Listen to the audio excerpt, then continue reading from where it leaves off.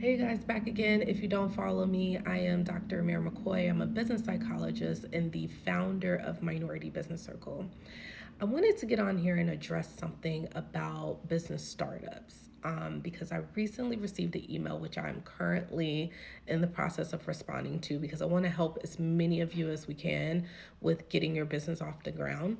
But one of the questions that we get a whole lot from new business owners is, how do I get money to start my business? I don't have the money to start at all. How do I get that money? And I want to kind of break it down for you guys as far as like how lending works from a small business perspective.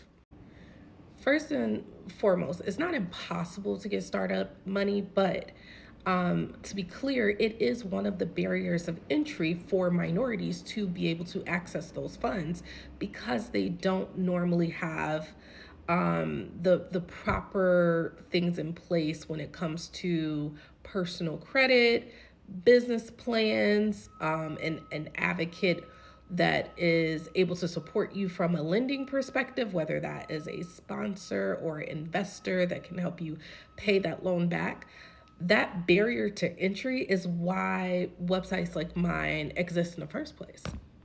So it's not impossible, but there are loops that or hoops that you have to jump through.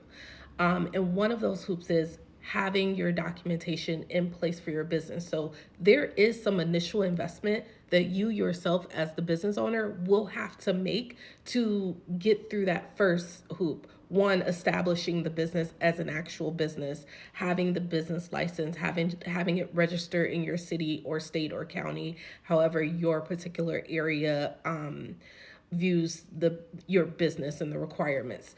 Putting in place a bank account for your business, even if there's nothing in it, you can start with $10 in the account, but there should be a bank account associated with your business. Of course, having an EIN, having a board if you are a corporation, if you're a single member LLC, you still want to separate out all of those things from a business perspective, even if you're working just with you yourself.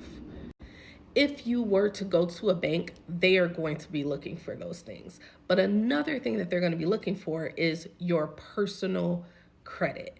The reason they're looking at your personal credit is because your business doesn't exist and therefore makes no money. A loan is still a loan. They want to know how they're going to get paid back. Even with giving you the lending, you might not turn that money around for a profit for several months, and your loan would be due within 30 days of closing. So when you think about it that way, know that your personal credit and being able to guarantee that loan is still significant in the startup process across all lenders, period. And if they say that it's not, they're lying.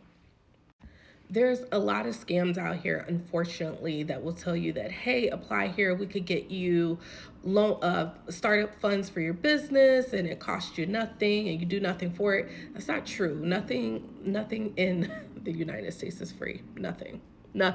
Remember that. And as long as you remember that and know how true that is for our everyday lives, then you know that there's no lender out here that's just giving away money without guaranteeing it. There are some people that are willing to fix your credit and or provide you trade lines in order for your business credit to look as though you've been paying for a period of time.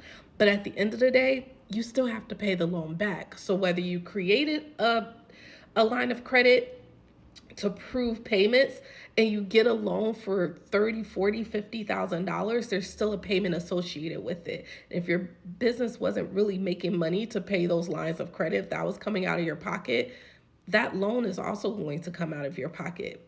So if you're going to guarantee it, make sure you're in good standings to guarantee it, because they will calculate the loan amount based off of what you're capable of affording. Okay, this is longer than I thought it was going to be, so we're going to call this part one, and then I will take you guys through part two of the next steps and how to find the lender that will support those startup funds that you need.